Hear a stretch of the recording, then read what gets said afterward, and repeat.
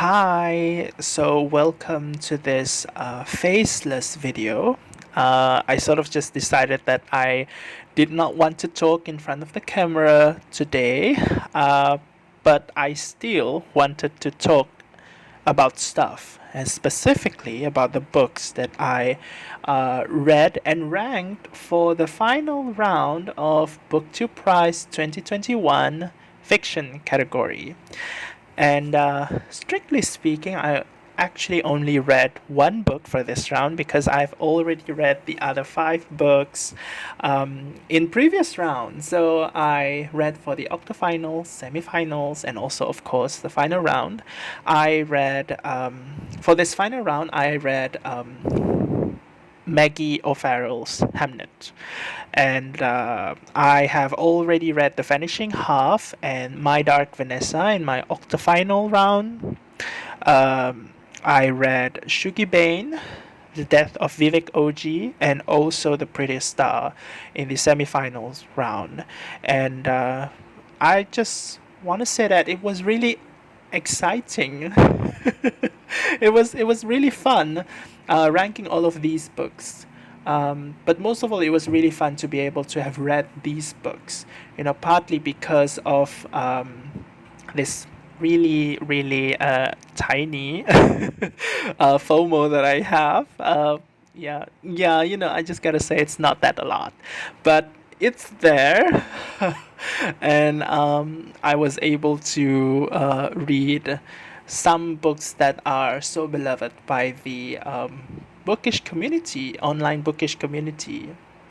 Uh, and also, this is my first time participating in the Booktube Prize as a judge, and it was really fun because I'm not exactly a new release kind of a person. I'm more of a uh, backlist person, and so because of the Booktube Prize, I actually ended up reading in total 25 new books, like 25 new releases, and that was really interesting because they gave me like this sort of a new perspective. I mean, not exactly new, but somehow a bit of a fresher perspective on new releases.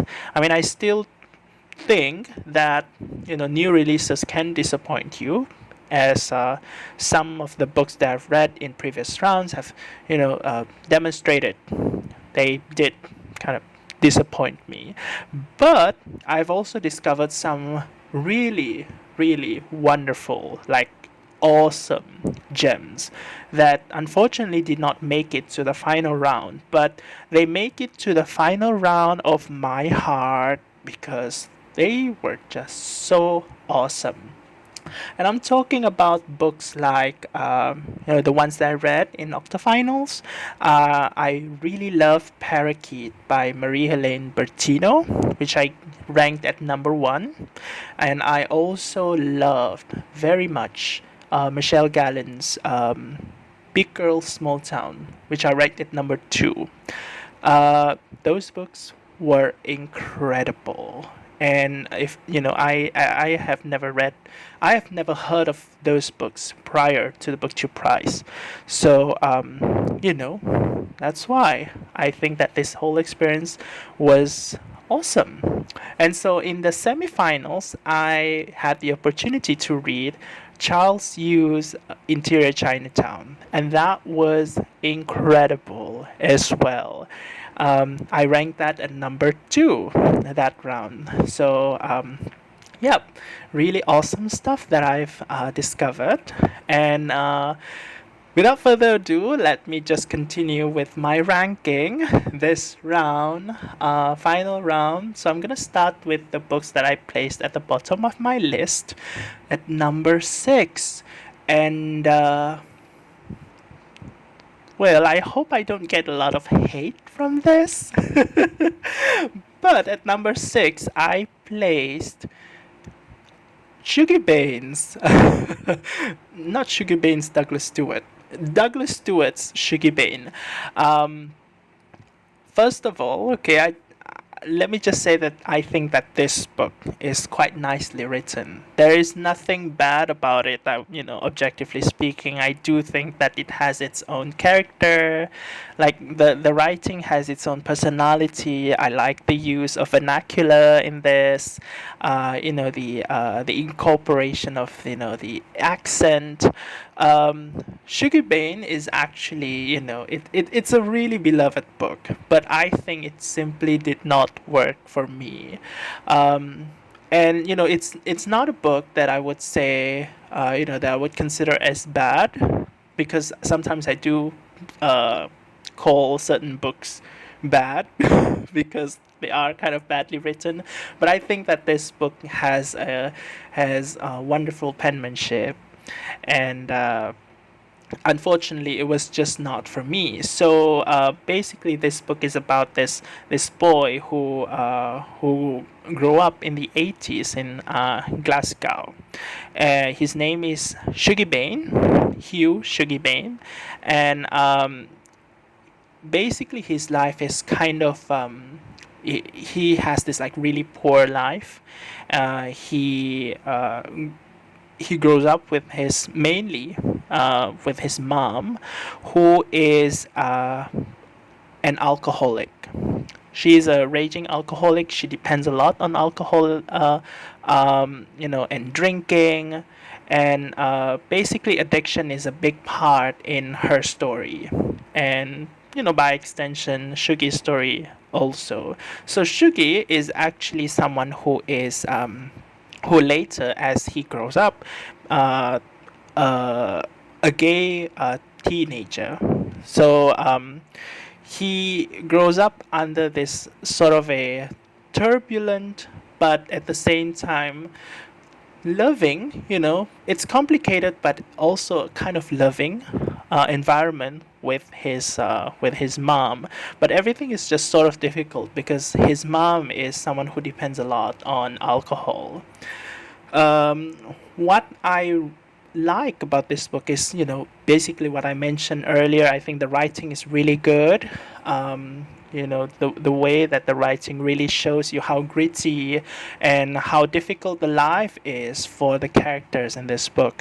So that whole thing is really great, but I feel that there is this missed opportunity of exploring Agnes's character. So Agnes is Shuggie's mom, who is an alcoholic. So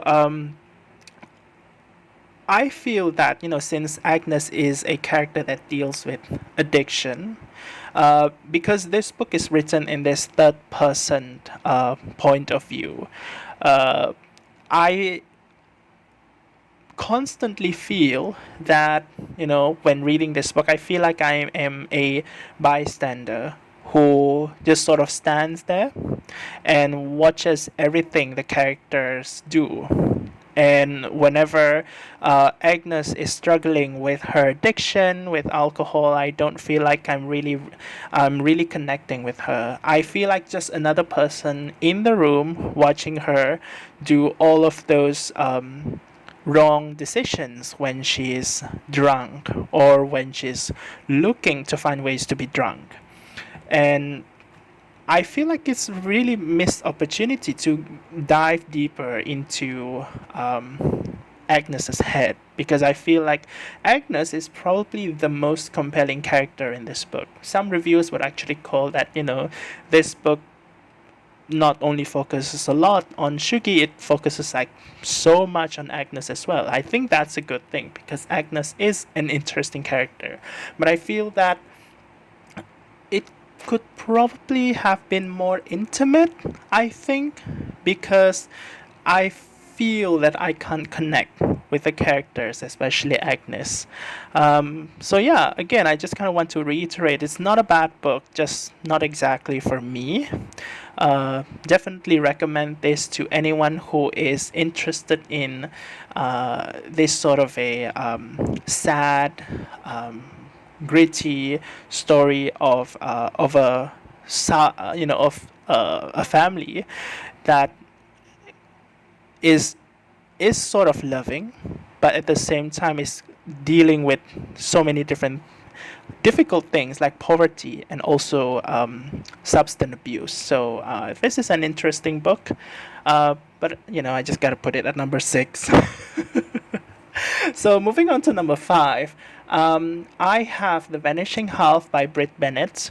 I already talked about this book in my Octofinals video. So over here, my comment about this book is going to be sort of short. So in this book, we see two sisters who come from the Jim Crow South.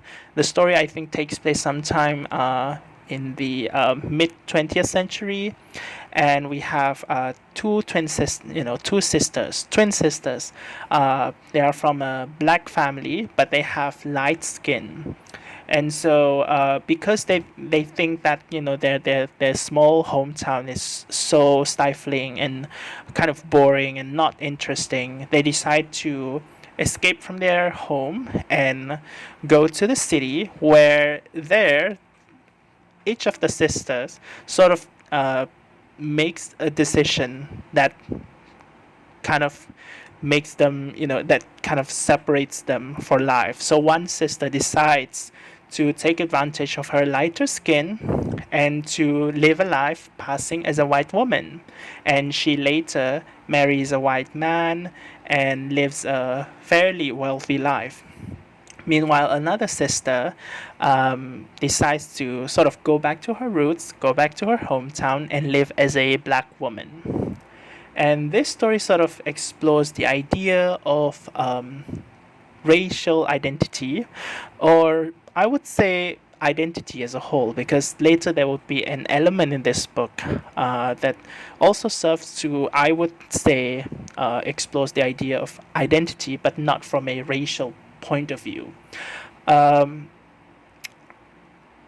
It's a really interesting book, but at the same time, I feel that it's sort of safe. It feels kind of conventional, which, it's not really a bad thing in itself. But for a book that tackles this kind of really interesting and somewhat of a controversial topic, this book feels somewhat inoffensive. And plenty of the elements in this book just feels like it's ticking off items in a checklist. One of the things that I thought was kind of striking to me in a way that is not particularly good is that there is an inclusion of a trans character in this book. The inclusion itself is the inclusion the inclusion itself is good. I like that, but it seems like that is the only trans character in this book. It feels almost a bit like a tokenism when it comes to LGBT individual people.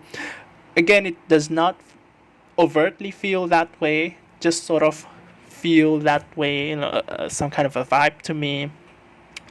But it would have been more effective if we have had more other important trans or LGBTQ characters in this novel. Because I think that the inclusion of this trans character sort of just expands the question of identity in this book. This book, I think it really wants to explore the idea of what is identity? Is it something that you carve out for yourself, or is it something that you're born with? Or can you make your own identity, or should you just go deep into yourself and that's where you find your identity? Is it something that you're born with, or is it something that you can sort of create new? And I feel like the inclusion of this this character just sort of feels shoehorned into this book, in a book that focuses mostly on identity questions surrounding race and ethnicity. And so we have this character whose character is about the identity surrounding sex and gender.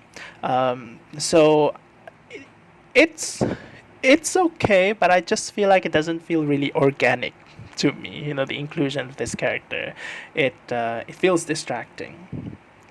So yeah, I guess that's kind of like one thing that I, thought was kind of striking to me in this novel. Overall, it's also fairly good one.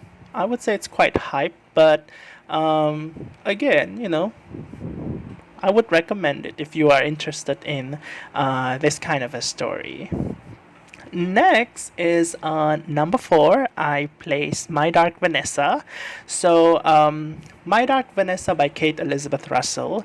If you have watched my Octofinals video, you would probably realize that, I actually placed My Dark Vanessa below The Vanishing Half. But then, after a few months, I feel that My Dark Vanessa seems to have more of that staying ability in my head. Basically, I think that My Dark Vanessa has this, I would say, have this gravitas, in the sense that it has this really interesting character. I think that the writing is okay, it's decent, it's fairly conventional, not so much challenging, but I really appreciate the fact that My Dark Vanessa tackles a very uncomfortable subject in this really straightforward and honest manner. So we have this girl, or should I say, we have this woman, whose name is Vanessa, and her story is explored in 2 different timelines. One is when she is a 30-something-year-old woman. Another one when she was a young, a young woman, a teenager, attending school. So what happens in that school was, she met this teacher who sort of seduced her, and they went into this relationship, this teacher and student relationship, and she was still a minor. Meanwhile, this teacher was already an adult, so already there was this element of pedophilia in there. And we explore the question of consent. Basically, as readers, we see Vanessa's story, and we feel that we can clearly see that what the teacher does to Vanessa is really manipulative. The teacher has been manipulating Vanessa into thinking that this is her choice, and their relationship is sort of between 2 consenting people, without having Vanessa realize that she has been lured into this relationship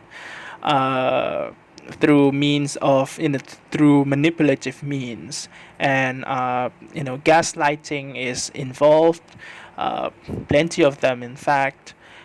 And this whole novel also kind of explores how Vanessa as an adult kind of responds to this whole thing as she grows up and realizes that maybe some of the things that she thought about her relationship when she was younger are probably false, because her perception of reality has been really influenced by how much she was gaslighted and manipulated into this relationship by this horrible teacher. So I really like the way that this novel just sort of presents this story in this really straightforward manner. No frills. Nothing really no intention of being super dramatic, super flowery, and I guess I kind of appreciate that now, because back then my comment would be like, this writing is just so plain. It it lacked that sort of I would say flowery element. But now I feel that, the lack of those flowery elements probably worked for this novel, because it allows this novel story to just flow by itself, and the text just sort of carry the story to us. So I think I appreciate that more now, and probably that's why I ranked it a bit higher this time around. So next one at number 3 would be Hamnet by Maggie O'Farrell. So this book won the Booktube prize. I'm sure everyone knows that by now, and I think it wasn't surprising. Before reading this book, I already knew that many people love this book. Um, I would say that this book was kind of okay to me.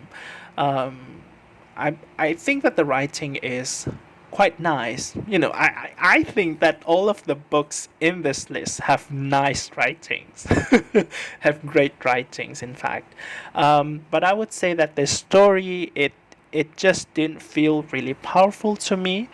So we have this character called Agnes, who is the wife of William Shakespeare. William Shakespeare himself is not named in this book, so we just sort of see him as this nameless guy. So the main character is Agnes, and we see how she marries William Shakespeare, and how she gives birth to their children. Uh, one older girl, and then followed by a pair of twins, basically Hamnet and his sister Judith. And we also see what happens when the plague strikes this family, and how Hamnet dies because of the plague, and the kinds of grief that is how their family reacts to Hamnet's passing, especially through the point of view of Agnes. Um, and I feel that the way that Agnes's grief is presented in this book is okay. It's not spectacular. I think mainly because Agnes as a character in this book is presented as someone who has sort of a interesting, supernatural almost ability. She sort of has this extra sensory ability to sense something hidden in people. Like she is a healer in this book. She knows her herbs. She knows her medicine. And so she kind of make use of her own sort of like magical, almost uncanny abilities to see hidden things in people. Her extra heightened level of perception on people, on her healing jobs, like she is able to smell something, when something bad is going to happen, and she is able to see things that other people can't see. And so Agnes is presented as someone who is somewhat, have all of these witchy characteristics. And so I think all of those things kind of sets Agnes apart, and I feel like I can't really connect with her already. The way that her character is established in this book, I can't really connect with her, as human to human. And so when I see the scenes of Agnes just sort of showing her grief like a regular human, it feels kind of jarring to me. I mean, it's not extremely jarring, but there is some sort of a incongruence, I would say, because her grief feels strangely normal. Like her life, the way that her character was established was she is this sort of maybe, not extraordinary, but slightly more than ordinary kind of a person.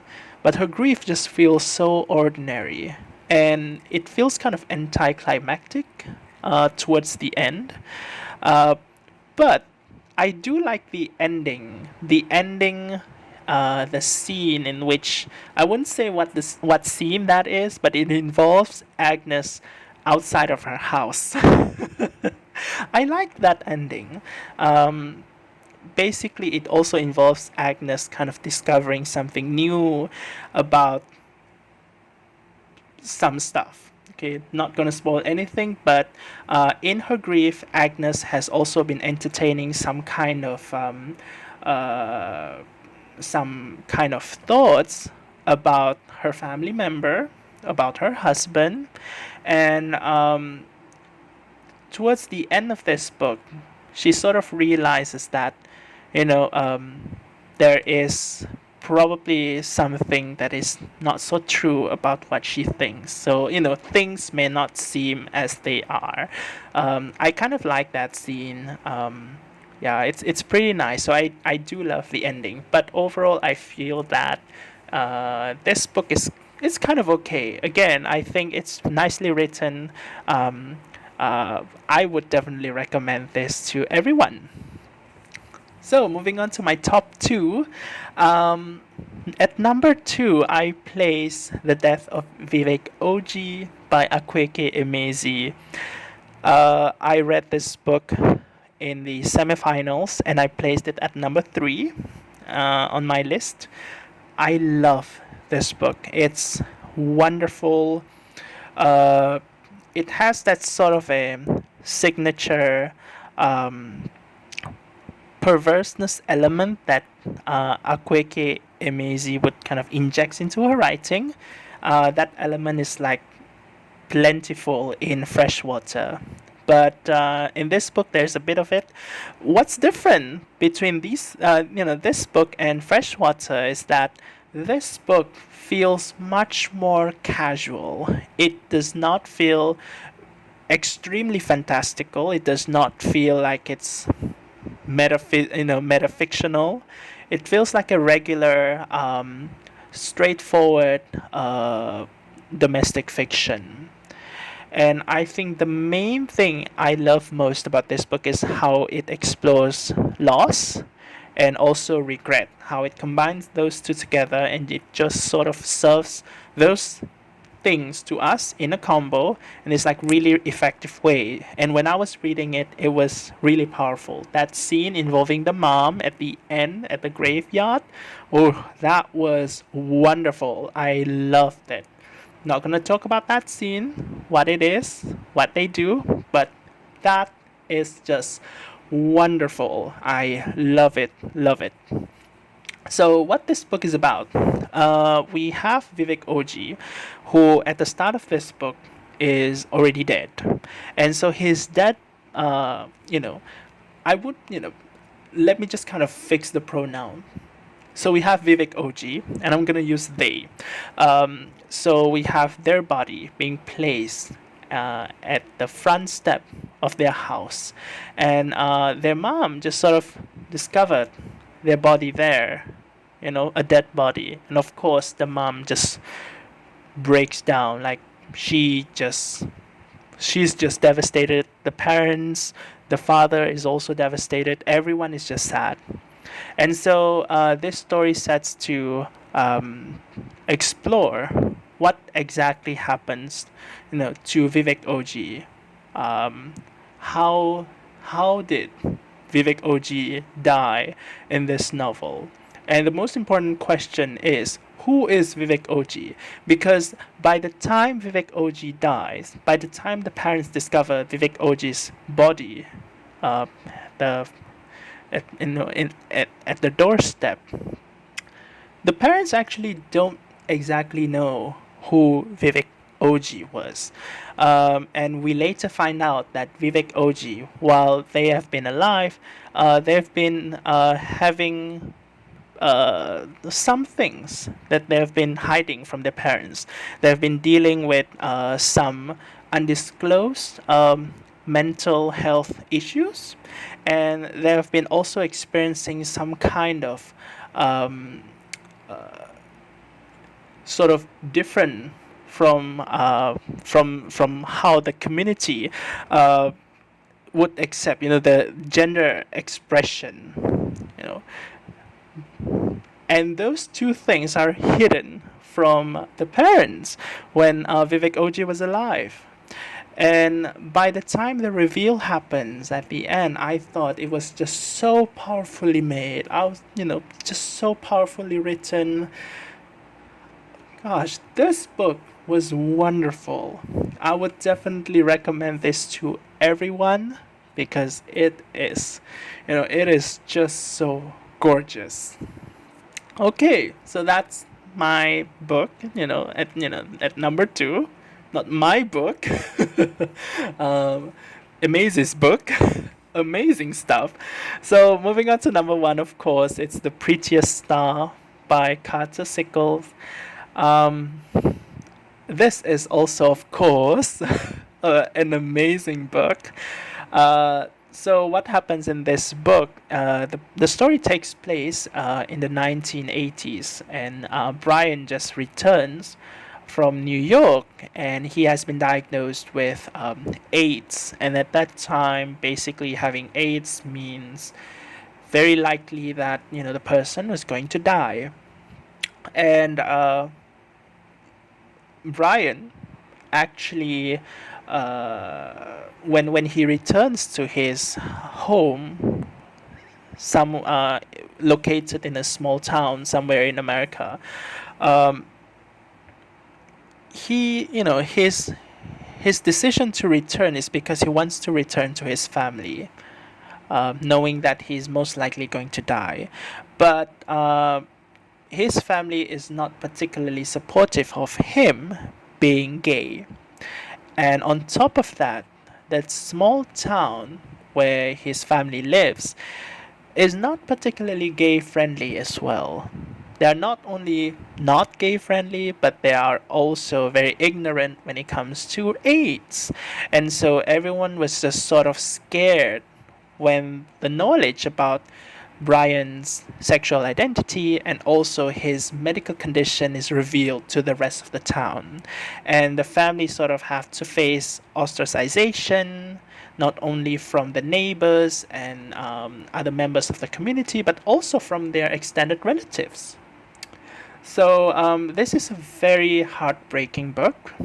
It is I would say it's fairly plainly written. So I think this is this is one of those cases in which very straightforward sort of a language that is not so ornate and flowery really helps with the delivery of the story, because I think that this story mainly focuses on the emotional punch, on the rawness of it, and I think that this book is quite effective in that.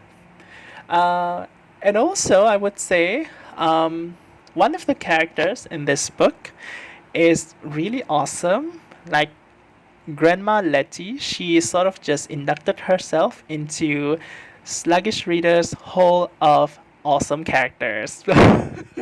Because, she is just a really, really awesome character in this book. I really like her. But yeah, my main reason of really liking this book, we see like really nuanced point of view of Brian's family. So we see this story from the point of view of Brian's sister, Brian's mom, for the most part. And finally, at the end of this book, we see we see the point of view of Brian's father. Even though that portion is actually written in the third, from it's narrated by a third-person narrator. It's kind of like giving us a glimpse of what the dad has been thinking. Basically, in short, the family, they are not really like 100% accepting of Brian's sexual identity, but at the same time, they also still love Brian, and they find it really difficult to juggle how to accept their son, and at the same time having to face the ostracization imposed by the rest of the community in their small town. But overall, this is a very tender book. It's just really awesome. It's like one of those books that make you cry, not at the end, but already in the beginning. I mean, it kind of did that. If I were to be in a, I would say, more tender situation, sometimes that happens to me, I would probably just cried at the beginning of this book. But really, 25% roughly into this book already, there is a moment that would sort of make you feel something. And it's not just that, there are also many of those moments peppered throughout this book.